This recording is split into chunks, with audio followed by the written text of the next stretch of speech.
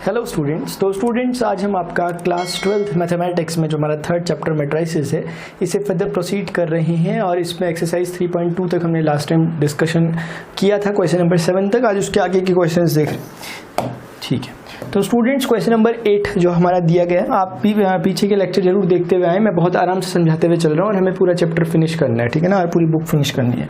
चलो देखो, इस क्वेश्चन में हमसे बोला गया है कि find x if y is equal to this and 2x plus y. इससे पहले वाला जो प्रीवियस क्वेश्चन जो मैंने आपको कराया था, याद होगा आपको, उसको मैंने बताया था सब्स्टिट्यूशन मेथड से भी मैं आपको सॉल्व करवा रहा था और एलिमिनेशन मेथड से। कहीं ना कहीं ये सब्स्टिट्यूशन मेथड ही है, क्योंकि जब आपको x पूछा जा रहा है और y गिवन है तो y को यहाँ रखोगे तो फिर उसको वहाँ करोगे, x निकलेगा। कहीं ना कहीं ये सब्स्टिट्यूशन मेथड ही है। आपको जब निकालना है तो आप देखोगे कि 2x plus y is equal to आपको कुछ दिया हुआ है, उसको सॉल्व करते हैं। जरा देखिएगा, देखिए 2x plus y equal to 1 minus 3 0 2, ये आपको मेंशन है। और आपको पता है कि x की वैल्यू निकालनी है और y की वैल्यू हमें कुछ दी गई है कि 3 1 2 4 मैट्रिक्स फॉर्म में दी गई है। और ये 1 माइनस 3 0 2 जो दिया था वही मैंने एज इट इज यहाँ पर लिख दिया। अब आप जानते हैं आपने करना क्या है, 2x यहाँ पर लिखोगे इज इक्वल टू कितना हो जाएगा 1 माइनस 3 0 2। जैसे नॉर्मली हम सॉल्व करते हैं नॉर्मल अलजेब्रा, इसको उधर ले जाएंगे 3 2 1 4। अब मैट्रिसेस को कैसे सब्ट्रैक्ट करते हैं हमें इजीली आता है। मैंने वैल्यू सही लिखी, मैं थोड़ा सा देखना चाहूँगा। हाँ ठीक है, तो आपको पता है कि मैट्रिसेस को चेक सब्ट्रैक्ट कैसे किया जाता है। हम इजीली बोल सकते हैं 1 minus 3 is minus 2, 0 minus 2 is minus 2, minus 3 minus 1 is minus 4, 2 minus 4 is minus 2, है ना। और आप सभी जानते हैं कि जब 2x इज इक्वल टू ये है तो x इज इक्वल टू 1/2, यानी कि 1/2 से सबका मल्टीप्लाई या 2 से सबका डिवीजन, एक ही बात है। आप देख सकते हैं कि ये हो जाएगा x इज इक्वल टू, जब 2 से डिवाइड होगा पहला वाला -1 आएगा, ये भी -1 हो जाएगा, ये 2 से डिवाइड होगा -2 हो जाएगा, ये -1 हो जाएगा। करेक्ट है कि नहीं है? बस आपके सामने पूरी स्टोरी है, ठीक है ना। ये हो गया स्टूडेंट्स, ये इसका आंसर है। x का x ही हमें कैलकुलेट करना था। फटाफट देख लीजिए, हमें आगे के क्वेश्चंस भी देखने हैं अच्छे से। आप देख लीजिए, इसे नोट कर लीजिए। क्लियर है ना, सब कुछ विजिबल है, ठीक है। ठीक है, अभी नेक्स्ट क्वेश्चन की तरफ बढ़ते हैं। Find x and y if this is equal to this, है ना। आपको x एंड y बताने हैं अगर ये मैट्रिक्स जो दी गई है ये इसके इक्वल है, जो यहाँ की मैट्रिक्स है।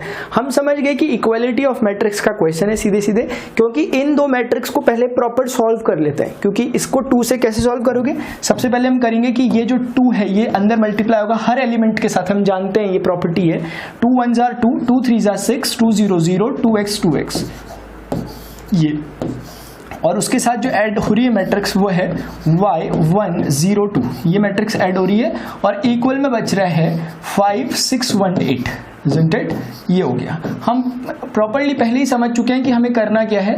हमें करना ये है कि इन दो मैट्रिक्स का सम करना है, कोरिस्पॉन्डिंग एलिमेंट्स को कंपेयर करना है। 2 प्लस वाई, जब हम इनको ऐड करेंगे कोरिस्पॉन्डिंग टर्म्स ऐड होंगे। 6 plus 0 is 6, 0 plus 1 is 1, 2x plus 2 is 2x plus 2, ये हो गया। इसमें ऐड क्या होगा 5 6 1 एंड 8, ये ऐड होगा। अब आप जानते हैं फ्रॉम इक्वालिटी ऑफ मैट्रिसेस आप लिख देना यहाँ पर, from equality of matrices, equality of matrices, ये ठीक है ना। हम क्या कर सकते हैं, हम इनको कंपैरिजन करेंगे कोरिस्पॉन्डिंग टर्म को कोरिस्पॉन्डिंग टर्म के साथ, that is 2 plus y is equal to 5, है ना। इसका फर्स्ट रो का फर्स्ट कॉलम, फर्स्ट रो का फर्स्ट कॉलम 6 6 के इक्वल है। देखो सबसे अच्छी बात हो गई कि हाँ, और वैसे ही 1 1 के इक्वल है, हाँ पॉसिबल है। अब देखो क्या होगा, क्योंकि जो ये टर्म बचा हुआ है लास्ट वाला 2x plus 2 is equal to 8 होना चाहिए। जब आप इसको सॉल्व करोगे then we will get 5 minus 2 that is 3, y is equal to 3 आ गया, and x is equal to यहाँ से 8 माइनस 2 कितना होता है 6/2 कितना होता है 3, तो x is equal to 3, y is equal to 3, ये 3 लिखा हुआ है ऊपर पे, ठीक है ना। क्या लिखा गया है 3, तो x is equal to 3, y is equal to 3 हमारा आंसर आया। ये हमारा प्रॉपर एक आंसर आ गया x और y का। एक छोटी सी बात ध्यान रखना, आपने देखा भी इससे पहले भी एक क्वेश्चन आया है हमारे पास, आई थिंक वो MCQ टाइप था इससे प्रीवियस एक्सरसाइज में। अगर मैं बोल रहा हूँ, अगर मुझे वो बताओ, अगर ना यहाँ पर ऐसा लिखा हो, क्या आपका आंसर सही होगा? फिर भी ये नहीं, तब आंसर गलत हो जाएगा। तब हम डिसाइड नहीं कर सकते, तब ये जो वैल्यू आई हैं ये झूठी वैल्यूज हैं। गड़बड़ वैल्यूज है, क्योंकि एक्स और वाई की वैल्यूज इन्हें बना ही नहीं सकती इक्वल, क्योंकि इनके ये एलिमेंट्स अनइक्वल हो गए पहले। अब एक्स वाई भले ही इन तीनों को इक्वल करवा भी देंगे, अगर हम चौथा एलिमेंट अगर इक्वल है तो कैसे हो जाएगा इक्वल। इसलिए अगर ऐसा होगा तो आप सॉल्व कर भी रहो, लेकिन प्रैक्टिकली वो इक्वल नहीं हो सकती कभी भी किसी भी एक्स वाई के लिए, लेकिन ऐसा था नहीं, फॉर्चुनेटली ये 1 था। ठीक है, समझे आप बात को। चलो ठीक है, आगे बढ़ते हैं। Next question, solve the equation for x y z and t if ये आपको मैट्रिक्स दी गई है और x y z t 4 variables यहाँ पर दिए गए, उनको फाइंड करना है। Again question is from equality of matrices. आप देखोगे कि इसको थोड़ा प्रॉपर्टी सॉल्व कर लो। आप क्या बोलोगे, आप बोलोगे 2, देखो 2 को सभी जगह मल्टीप्लाई करोगे ना, प्रॉपर्टी से 2x हो जाएगा, वो 2z हो जाएगा, वो 2y हो जाएगा, वो 2t हो जाएगा, isn't it? ये 2 से सभी को हमने मल्टीप्लाई कर दिया। हम जानते हैं मल्टीप्लिकेशन की प्रॉपर्टी क्या होती है, कोई भी स्केलर हर एलिमेंट के साथ मल्टीप्लाई होता है। 3 भी जाएगा, मल्टीप्लाई होगा विद 1, 3 1 3 -3 3 0 0 3 2 6, बोलो करेक्ट है। अभी हमें दिखेगा कि उस तरफ जो बचा हुआ उसे भी थोड़ा प्रॉपर्ली सॉल्व करते हैं। 3 3 9 हो जाएगा, 3 5 15 हो जाएगा, 3 4 12 हो जाएगा, 3 6 18 हो जाएगा। मेरी बात समझ रहे हो, 3 को हर एलिमेंट के साथ मल्टीप्लाई किया, प्रॉपर्टी ऐसी, ठीक है ना। अब हम आगे बढ़ रहे हैं, हम देखेंगे कि इसको जब हम ऐड करेंगे, हम जानते हैं करस्पॉन्डिंग टू करस्पॉन्डिंग ऐड होता है, 2x + 3 आपस में ये दो, उसके बाद 2z ऐड होगा 3 के साथ विद नेगेटिव ऐसे करके, 2y ऐड होगा 0 के साथ, और यहाँ से 2t ऐड होगा 6 के साथ, इस तरह से, और ये आपका ऐसे पैक हो जाएगा। मुझे मन कर रहा है इसको भी ऐसे बनाया जाए, कैसे भी बना सकते हैं, ठीक है ना। अभी इक्वल टू यहाँ पर जो बचा है हमारे पास वो है 9 12 15 एंड 18, ये है, ठीक है ना। हाँ, अब आप अगेन बोलोगे फ्रॉम इक्वालिटी ऑफ मैट्रिसेस, आप लिख लेना है। यहाँ पर हम क्या कर सकते हैं, हम कर सकते हैं कि 2x प्लस जो 3 होगा it must be equal to 9 corresponding to corresponding, और similarly 2z plus minus minus हो गया 3 equal to 15 corresponding to corresponding, 2y plus 0 is 2y only equal to 12, and fourth thing is 2t plus 6 equal to what 18। हमें x y z t 4 variable बताने, 4 equations मिली और हर equation में से एक एक variable निकलता रह रहा है। बहुत इजी हो गया है, तो है ना। तो आप देख सकते हो इजीली, यहाँ से हमें मिलेगा this implies x is equal to 9 - 3 6 6/2 is what 3 निकल गया x। z देखो -3 प्लस होगा 18 हो जाएगा, 15 में 3 ऐड होगा, 18/2 इज व्हाट 9। क्लियरली अपने हिसाब से करो, माइनस प्लस हो जाएगा, 15 + 3 18, 18/2 9, ठीक है ना। z इज इक्वल टू 9 हो गया, and y is equal to 6, clearly दिख रहा है 2 6 2t + 6 is equal to 6 minus होगा तो 18 - 6 इज व्हाट 12, 12/2 इज व्हाट 6, तो t is equal to again 6, है ना। क्रॉस चेक भी कर लो, 6 2 12 और प्लस 6 18, ऐसे करके क्रॉस चेक कर लो। 6 रख दो, 6 2 12, 9 2 18 -3 15, 3 2 6 + 3 9, क्रॉस चेक कर लिया हमने, अभी सही है। चलो अभी बोला गया मैट्रिसेस में, ये हमारा चैप्टर नंबर 3 चल ही रहा है। गिवन, ये गिवन कर रखा है, find the value of x y z and w, ठीक है, w, ठीक है। तो इसकी वैल्यू हमें फाइंड करनी है। कैसे फाइंड करेंगे, हम इसको वही करेंगे 3 × x 3x 3y 3z 3w, ये हो गया। 3 से सबको मल्टीप्लाई किया, आपकी अच्छी खासी प्रैक्टिस हो रही है, बेस इसी को कहते हैं। अब इतने बारे क्वेश्चन आ गया कि अब हमें याद नहीं करनी पड़ेंगी चीजें, ये हमें बिल्कुल क्लियरिटी आ जाएगी इसमें। इसको कैसे सॉल्व करोगे, देखो सीधे कर रहे हैं, x + 4 ऐसे ही तो ऐड होगा, क्योंकि कोरिस्पॉन्डिंग टू कोरिस्पॉन्डिंग, 6 ऐड होगा x + y के साथ कोरिस्पॉन्डिंग टू कोरिस्पॉन्डिंग, और -1 ऐड हो रहा है z + w के साथ। ब्रैकेट में इसलिए लिख रहा हूँ ताकि थोड़ा क्लैरिटी रहेगी इसमें कौन किसके साथ ऐड हुआ। 2w ऐड हो रहा है 3 के साथ, है ना। बस ये एक छोटी सी बात है, और ये मैट्रिक्स आपकी यहाँ बन गई। और आप देख पा रहे हो कि ये जो मैट्रिक्स है इस तरफ वाली उस तरफ वाली के इक्वल है, तो कोरिस्पॉन्डिंग टर्म्स इक्वल होनी चाहिए इक्वालिटी ऑफ मैट्रिसेस से। तो हम आसानी से बोल सकते हैं कि 3x from equality of matrices बोलना, 3x is equal to x + 4 होना चाहिए कोरिस्पॉन्डिंग जो टर्म है। Similarly 3y must be equal to 6 + x + y लिख देता हूँ सिमिलरली, ऐसे सिंपल वे में। और फिर यहाँ पर एक चीज़ बची है, यहाँ पर लिख लेता हूँ ना, थोड़ा सा सही लगेगा जरा। 3z is equal to -1 + z + w, -1 + z + w, ये हो गया। और 3w is equal to 2w plus 3, ठीक है ना, ये हो गया। सॉल्व कर लेते हैं फटाफट, बहुत इजीली सॉल्व हो रहा है। देखो सिंगल वेरिएबल है, आराम से सॉल्व हो रहा है। दिस इंप्लाइज, मुझे बताओ 3x में से x जाएगा कितना, 2x is equal to 4, x is equal to 4/2, that is x is equal to 2। बोलो सही है x। सिमिलरली y निकाल रहे हैं। अब देखो आप यहां से बोल सकते हो 3y माइनस y, उस y को इधर ले आए, is equal to 6 plus x, कितना आया 2। आपको हेल्प होती रहेगी ऊपर से। अब आप देखोगे 3y minus y is 2y is equal to 8। मुझे बताओ y कितना आया, very good, y is equal to 4, y is equal to what 4। समझ पा रहे हो ना, बहुत इजी है ना, बहुत ही ज्यादा इजी क्वेश्चन है। 3 अगर हमें इसे सॉल्व करना है, 3z इज इक्वल टू ये जो दिया गया हमें, हम बोलेंगे 3z, देखो यहां से जरा 3z माइनस z, वो z को इस तरफ ले आए, वहां क्या बचा w माइनस 1 प्लस w या w माइनस 1, एक ही बात है ना, माइनस। और इसको हम थोड़ा बोल सकते हैं 3z minus 2z is equal to w minus 1, ये बचा फिलहाल यहाँ से।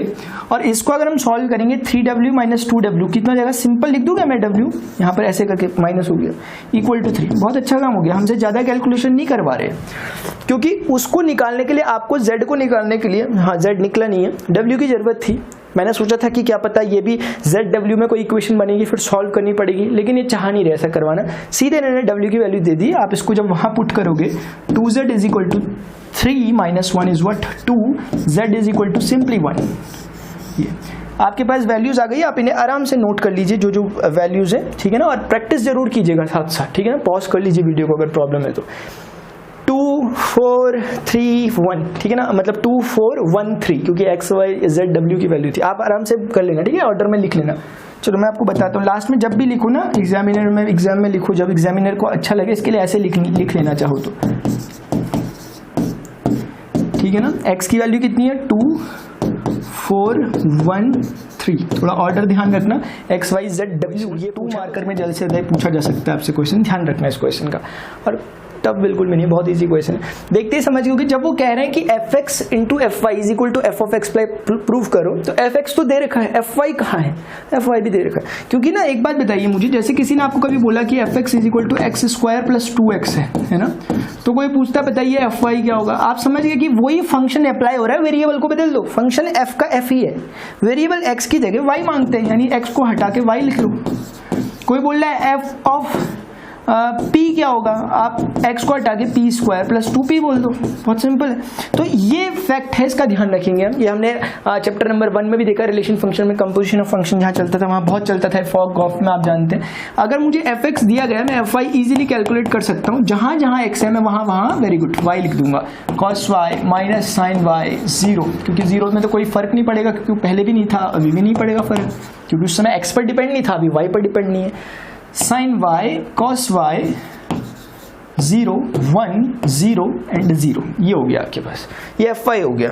अब हमें करना क्या है, हमें एक्चुअली कैलकुलेट जो करना है स्टूडेंट्स, इसको मैंने यहाँ रख दिया, हमें एक्चुअली fx इंटू fy का प्रोडक्ट करना है। तो fx को लिखा मैंने ऐसे कर कर, fy को लिखा मैंने ऐसे कर कर, और दोनों का मैं प्रोडक्ट करना चाहता हूं, तो मैं यहाँ पर fx को लिख दूंगा, पहले fx के एलिमेंट्स को, cos x minus sine x, ऊपर से देखते रहो आप 0, यही है ना ये fx, then sine x cos x 0 1 0 and 0, ये हो गया cos x, इसका fx का काम हो गया। अभी fy को लिख रहे हैं, fy को कैसे लिखोगे, जहां जहां वैसे आप वहीं से नोट कर लो, चाहो तो आप, मैं तो यहीं से नोट कर लेता हूं, क्योंकि मैं लॉजिक समझ गया हूं, आप भी समझ गए कि x को हटाकर 0 रखना है जस्ट, ठीक है। साइन y cos y 0 0 ही रहेगा, 1 0 एंड 0, वही है वो जो यहाँ लिखा हुआ है, ठीक है ना। तो बस ये हो गया, आप समझे कि नहीं समझे, ये अपना ये चीज़ के इक्वल आ रहा है, और मैं चाहूँगा कि मैं इसको थोड़ा सा यहाँ पर लिख दूँ, यहाँ पर, ठीक है, और इसको हम थोड़ा सा शिफ्ट कर देंगे, क्योंकि हमें तो बस fx fy को कैलकुलेट करना है। अब स्टूडेंट्स आराम से देखते हुए चलो, आपको क्या समझ में आया, करना क्या, कुछ भी नहीं, ये रो फर्स्ट कॉलम के साथ, देन सेकंड कॉलम के साथ, देन थर्ड कॉलम के साथ। प्रोडक्ट जानते हो ना दो मैट्रिक्स का कैसे होता है, लास्ट लेक्चर में बहुत सारा डिस्कशन ने किया था। उसी तरीके से पहली रो को पहले कॉलम, दूसरे कॉलम, तीसरे कॉलम के साथ निपटाते हैं, उसके बाद यही प्रोसेस फिर हम सेकंड रो, थर्ड रो के साथ करेंगे। देख लीजिए, दोबारा से प्रैक्टिस हो जाएगी कि fx fy का प्रोडक्ट जो है वो हम कैलकुलेट कर रहे हैं इन डिटेल्स। आप देखोगे सबसे पहले cos x first element cos y के साथ जाएगा, will be cos x cos y, product होगा। अभी ऐड करते हुए बाकी एलिमेंट्स को, कोरिस्पॉन्डिंग एलिमेंट्स को कैलकुलेट करेंगे। नहीं समझे? cos x को cos y के साथ कैलकुलेट करा, sin x को, जो भी नेगेटिव का sin x है, इसको इस sin y के साथ, उस जीरो को उसके साथ, corresponding to corresponding, corresponding to corresponding, ठीक है ना। और बीच में प्लस का साइन लगाते हुए चलना है। तो cos x cos y, अब प्लस का साइन में, चलो मैं लगा लिया मैंने आपके लिए, minus sine x minus sine y से प्रोडक्ट हुआ, ऐसा दिखने लगा, है ना, ठीक है। 0 0 से हुआ तो ये हुआ। अभी ये एक ही फर्स्ट रो का फर्स्ट कॉलम का ही एक एलिमेंट है भी ये। अभी ये हमने अलग अलग मैट्रिक्स नहीं बनी, अभी एक ही चीज है, सबकी सब ऐड होंगी ना आपस में, ठीक है। तो मैं आगे बढ़ता हूँ, चलो ठीक है। देखिएगा, अभी इसका काम हो गया इसके साथ, फर्स्ट कॉलम के साथ। अभी इसका काम सेकंड कॉलम के साथ होना है, इसलिए अपना कॉलम भी चेंज करो। यानी कि cos x minus sine y के साथ जाएगा, थोड़ा गैप छोड़कर हम आए, cos x साइन वाई के नेगेटिव के साथ जाएगा तो ऐसा दिखने लग जाएगा। Minus sine x plus cos y के साथ मल्टीप्लाई होगा, minus sine x cos y दिखने लग जाएगा। आप समझ गए बात को? मैं प्लस कर रहा हूं जैसे यहां किया था, लेकिन प्लस माइनस माइनस हो जाएगा, इसलिए अल्टीमेटली वही लिख दिया मैंने। अभी आप देखोगे यहाँ पर हम चल रहे हैं सेकंड के साथ चल रहे थे, हमने cos x का sin y के नेगेटिव के साथ कर दिया, sin x का cos y के साथ कर दिया, नेगेटिव था नेगेटिव आया, 0 का इसके 0 के साथ करेंगे तो ये हमारे पास जो बनेगा वो होगा 0। ये हमारे पास सेकंड कॉलम का काम भी हो गया, क्योंकि फर्स्ट रो ने फर्स्ट कॉलम को निपटा दिया, फर्स्ट रो ने सेकंड कॉलम को निपटा दिया। अभी फर्स्ट रो थर्ड कॉलम के साथ जाएगी।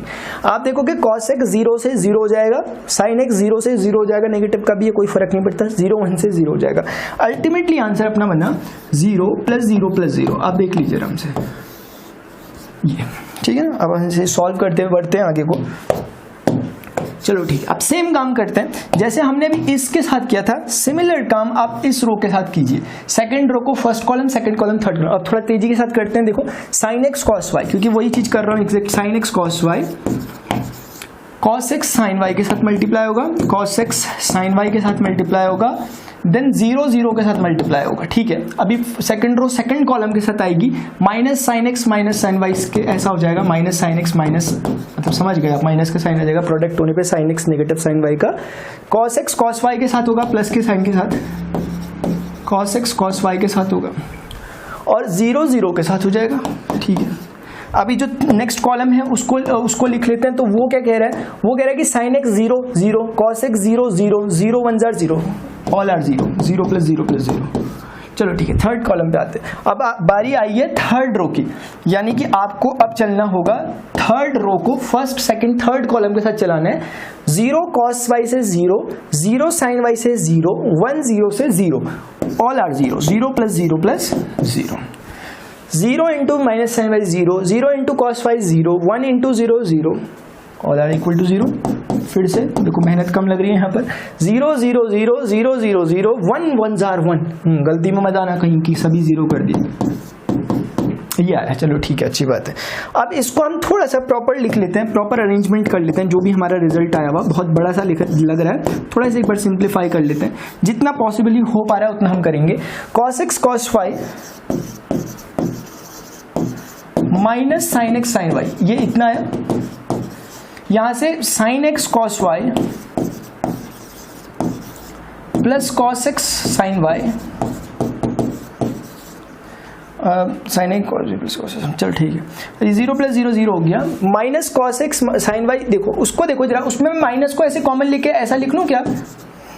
देखना जरा, इस पर नजर रखना। क्या मैं इसको ऐसा लिख लूं sin x cos y plus cos x sin y? क्योंकि मुझे तो कुछ समझ में आने लग गया। क्लास 11th में ट्रिग्नोमेट्री आपने पढ़ी, आपको भी समझ में आने लग गया होगा। कौन सी क्लास में? आप 12th में। हाँ, तो आपने पढ़ी होगी, और वरना पढ़ लो, अभी से पढ़ लो। और जिसको ट्रिग्नोमेट्री थोड़ी सी प्रॉब्लम है मुझे बताना, ठीक है? मैं कुछ बोलने वाला हूँ। माइनस कॉमन ले लिया इन दोनों का, ठीक है, और इसको sin x cos y को पहले लिख दिया, फिर आप समझ रहे होंगे। ये चीज जो है इसमें cos x, पहले पॉजिटिव टर्म को लिख लेता हूँ, cos x cos y को पहले लिख लिया, देन माइनस का sin x sin y बोल दिया, ठीक है, कोई प्रॉब्लम नहीं है। वो 0 था, वो 0 था, वो 1 हो गया था, और ये आपके पास 0 हो गया था। चलिए ठीक है। अब स्टूडेंट्स एक बात मैं कह रहा हूँ आपको, आप जरा समझते हुए चलना। वैसे तो स्टूडेंट समझ गए होंगे अगर आप थोड़ा बहुत फॉर्मूले अगर आप जानते हैं ट्रिग्नोमेट्री के, अदरवाइज मैं लिख रहा हूँ यहाँ पर, देखिएगा fx fy क्या हो जाएगा। देखो cos A cos B minus sign A sine B. अब नोट करते हुए चलो, मैं अलग से नहीं लिख रहा हूँ, लास्ट में भी मैं इस क्वेश्चन के बाद दिखा दूंगा आपको स्क्रीन में, आप देख लीजिएगा फॉर्मूले को। cos x cos y minus sine x sine y, ये फॉर्मूला होता है cos of a plus b का। कैसे होता है ये मैंने डिस्कशन किया रहता है क्लास 11th में भी, और मैं आपसे बोलूंगा जरूर इसको कंफर्म कर ले, आगे के चैप्टर में बहुत बहुत यूज होने वाला है, बहुत मजा आता है फिर। इसका फॉर्मूला होता है cos of x plus y, minus मत समझना, माइनस दिया हुआ है लेकिन इसका ऑपोजिट होता है। और चलो हल्का सा रिमाइंड करवाते हुए जाता हूँ, जब भी पेयरिंग होती है जैसे कॉस कॉस साइन साइन दिख रहे हैं तो हमेशा कॉस का ही आता है फॉर्मूला। अभी आप कंपेयर कर लेना बाद में जब मैं स्क्रीन में दिखाऊंगा। Sign A cos B plus cos A sine B की तरह फॉर्म बनी है। अगर आप x को a बोलते हो, y को b बोलते हो, तो यही x को a बोलना पड़ेगा, इसी y को b बोलना पड़ेगा। तो sign A cos B plus cos A sine B बन रहा है। जैसे यहाँ पर आप समझ सकते हैं cos A cos B plus sign A sine B बन रहा था, cos A cos B minus sign A sine B बन रहा था। तो जब साइन कॉस कॉस साइन होता है तो आता तो साइन है ऐसे कर कर, और जो भी होगा जैसे प्लस का साइन है तो प्लस ही का साइन आता है, sine of x plus y. Negative लगा था हमने लगा दिया। उसके बाद इसमें नजर मारो, साइन कॉस कॉस साइन, तो जहां पर साइन कॉस कॉस साइन जैसी फॉर्म होती है वहां पर हमेशा साइन ही आता है जैसे उस वाले में आया, और बीच में प्लस का साइन है तो प्लस ही का आएगा ऐसे कर कर। और cos x cos y minus sine x sine y में आप देखोगे cos cos एक साथ, साइन साइन एक साथ हो गए जैसे यहाँ पर हुए थे। जब भी cos cos साइन साइन एक साथ होते हैं तो cos ही cos आता है बस। जब भी cos cos एक साथ हो गए तो हमेशा ध्यान रखना जब भी पेयरिंग होती है तो cos आता है और x और जो भी इनके बीच में साइन होता है उसको अपोजिट साइन आता है बस। मैंने आपको हल्का सा बहुत अच्छा सा हिंट भी दे दिया।